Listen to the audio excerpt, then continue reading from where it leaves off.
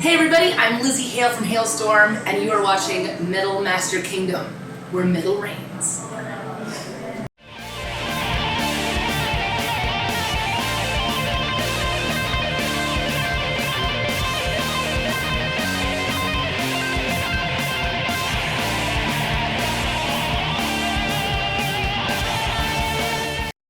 What's going on, everyone? It's Alex from Metal Master Kingdom. We're at the Danforth Music Hall today, ready to get vicious tonight. Yes. And speaking of, it's a great honor to be joined by Lzzy Hale of Halestorm. Hey everybody. Lzzy, Thank you so much for having me. thanks so much for doing this with us. course. Welcome back to Toronto, first of all. Thank you. I love this place. Welcome. So, how's your tour going so far with Palaye, Royale, and Beasto, Blanco? Oh, it's amazing. These are some of my favorite humans in the world. We've known, Calico and Chuck and the guys from Beasto for years and years, and have always loved what they do. Like, we've known Calico from, her dad and all of that stuff over the years, and we're practically neighbors with Chuck in Nashville. So when this opened up, and we're like, hey, so how's your schedule looking? Oh no, we got some open time. Do you want to come out on tour with us? Yeah. So it's just so much fun having those guys. And then Palaye Royale, we had never met them before this tour. This was a suggestion of the promoter. And we're like, cool, like these guys seem awesome and they're so rock and roll. And it just makes my heart so happy because we have a very similar history, and they're all brothers and they grew up together. They're, had their first bands with each other and all that. And so we've been having a lot of fun just kind of connecting on those basic levels and telling stories about being teenagers, playing the club scene and all that. So yeah, It's been a lot of fun. Awesome. That's exactly what you want on oh, absolutely. Where everybody is hanging, everybody's along. Yeah. Because, it should be family out here. We're all here for the same purpose. It's a rolling circus. It's not about each band. You put together a package because it's about the show, and everybody has a part of it. Exactly. So, yeah. Absolutely. Awesome. So, what I love about you is your voice. Like, I think you have one of the best voices in modern rock today. You're very sweet. And because I've been very outspoken as a musician myself. I love when people keep things real. And I know you're really against all the backing tracks and everything. Same here. You and I are in the same boat. So anyway, speaking of your voice, when you were younger, did you have vocal training? I did, not in the very beginning. I kind of threw myself into this. I started the band when I was 13 and my little brother was 10.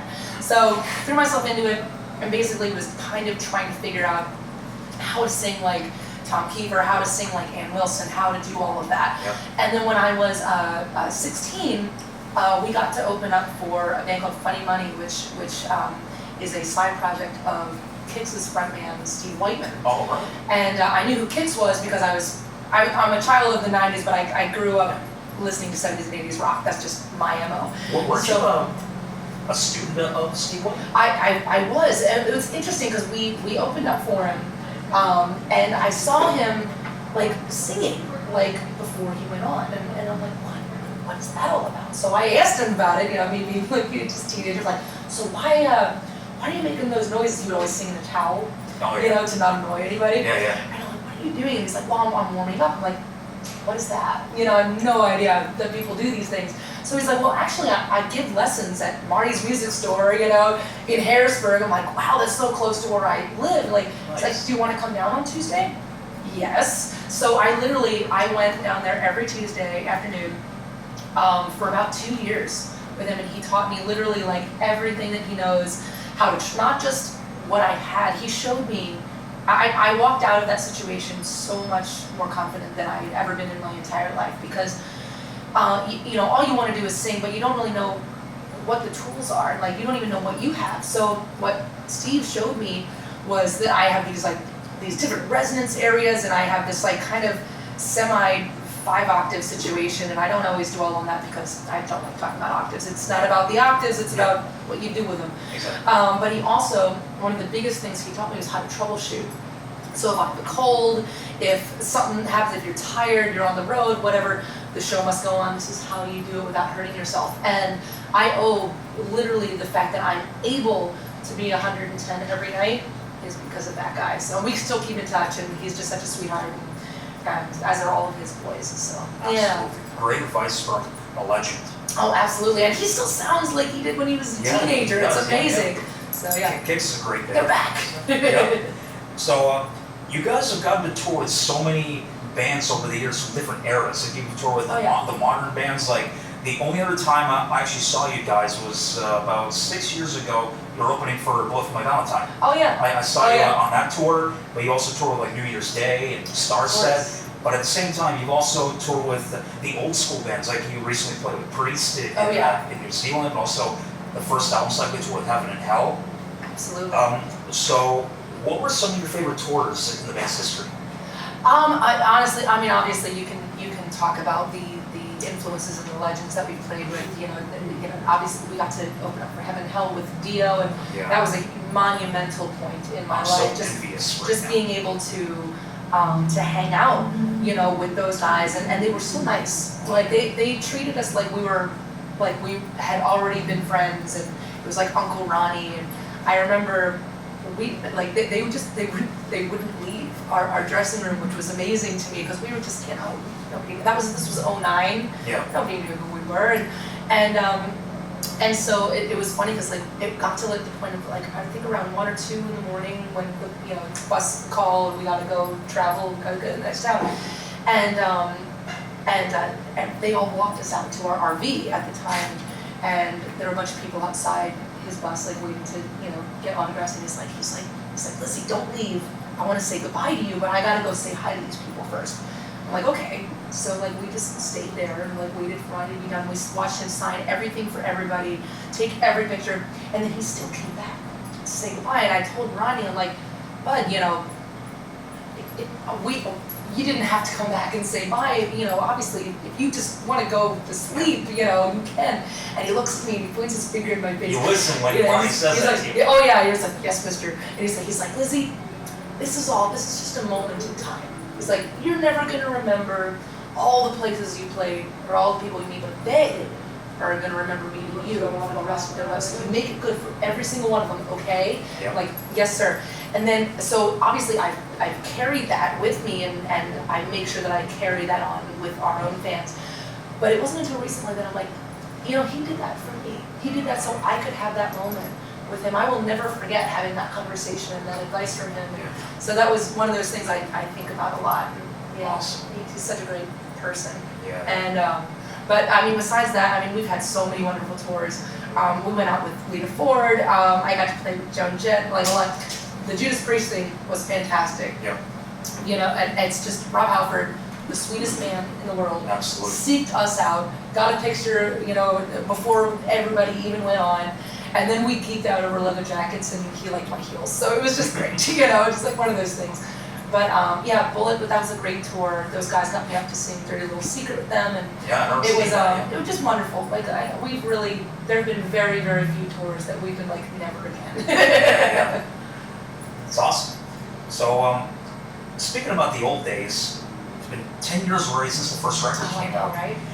Before you guys went out on the road this year, were there talks about maybe celebrating that with maybe playing the full album live, or maybe including some more tracks in the set from that album? We've talked about that, and we're in the process of doing that, but we're putting together a couple surprises that we're going to roll out within the next month or so, just for this year, and because we found a lot of unreleased material, a lot of it, and so it's not going to be 1, not 2, not 3, but there's going to be a lot of things that we're going to end up giving back to the fans that they've never heard, that were from before we ever made that first record, and during, we've been adding more and more into the set.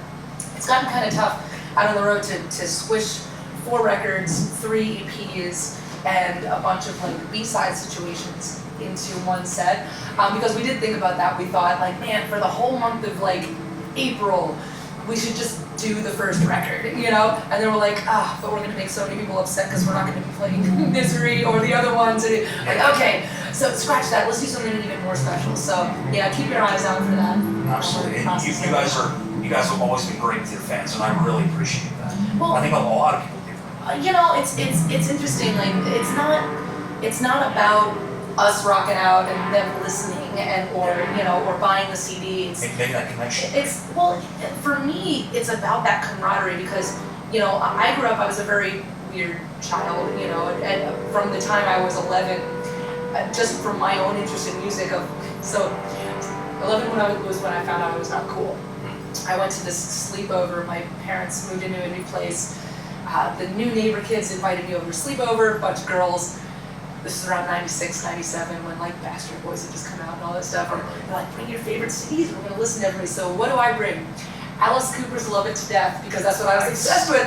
And I don't think we got past the first chorus. So like from the time I was 11, I was an odd kid. And this is every night I get to be in front of people, and I don't even say in front of people anymore, but just like surrounded by like-minded people and all these girls that are just like me. And so I don't know, it's a party every night, and we do it for each other. It's like I get to do my thing, but they are also giving me absolutely so much. So to me, you just have to respect that, And I don't know, see, there's people like out there right now that have been out there since like 10 in the morning. Yep. I don't know if I would do that for my favorite band. So again, so much respect. Yeah, absolutely. So, I wanted to ask, this is one question that I've never asked anybody that I've interviewed. It's a fun question. So, if you're going to make a movie, like be the director of a movie, and with rock and metal musicians being the actors, nice. Who would be your top 3 picks to play the hero, the sidekick, and the villain? Okay. I'm going to nominate her for my own band. Hero, RJ, my little brother, because he not only actually is a fantastic personality, but he is actually a really good actor. He's taken lessons and all that stuff, but he was born camera ready. I had to work very hard, for what I do. He's my little brother. He was always that way. So he's the hero. The sidekick has to be Corey Taylor, because if you've ever seen those two in a room together, the room almost explodes every single time. And the villain, and he's the sweetest man in the entire world, but I think he played a really good villain, David Draymond. He's got the trench coat. Look down. Yeah, he's got to be like the evil. No offense, Dave. No offense, Dave, but you are an amazing villain. He definitely is. He definitely has that sinister look.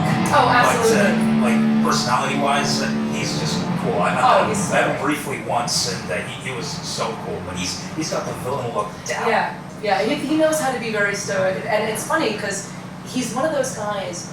And as a frontman, how whenever I see him perform, he doesn't have to attack an audience in order for them to be completely engaged. He just gives a look. He's just and they're like, oh, I know he's looking at me. And also, you hear live when he does that laugh. Oh yeah. He's got it down. See? So it's a huge compliment, Dave. You're a great villain. You heard that, Dave. Okay, so last question to wrap up. As far as the future is concerned, following this tour, you'll be heading to Europe to do the festivals, and then this summer, you got a big tour coming up with Alice Cooper. And then you'll be going back to Europe within this moment, right? Yes, correct. As far as new music is concerned, are there new tunes in the works? Absolutely. It's gotten to the point in my life where my passion is also my affliction, as in I need to do it every day. So even backstage before I was talking to you, every day I pick up my instrument and I go through, I have just a file of a constant rotating lyrics, titles, ideas, riffs in my memos, all of that, and I put those things together every single day. So I have quite the arsenal. Let me put it this way, if our schedule died tomorrow and everyone has said, okay, we need to do a record right now, I'm pretty sure I have it done. You're right. Yeah, but we're stoked about touring. We love touring. But we're planning on not stopping anytime soon. As far as progress goes and new material. And I can't wait to do the next record. We might even throw an EP, a little cover EP, in there before then too. So As an appetizer or something? Yeah, because some wings before the meal. Yeah. Absolutely. That's pretty much everything. Lzzy, thank you so much. No problem. Thank you for taking the time. It was so awesome to talk. Any closing words to the fine people watching? Oh, guys, seriously, any of you guys watching, thank you so much for not only just buying the tickets and the t-shirts and the albums and coming to the shows, but for all of your relationships that I have with you guys online and what you do for us. I hope you know that the inspiration comes full circle, and just thank you for allowing me to do what I do every single day. Excellent. So, if Halestorm is coming to a city near you, be sure to go check it out. I know that they put on a great show because I've seen it, and you won't be disappointed as well. Vicious is out now. Pick up the record, and like I said, come see Halestorm live. I'm Alex. Thanks for watching. We'll see you next time.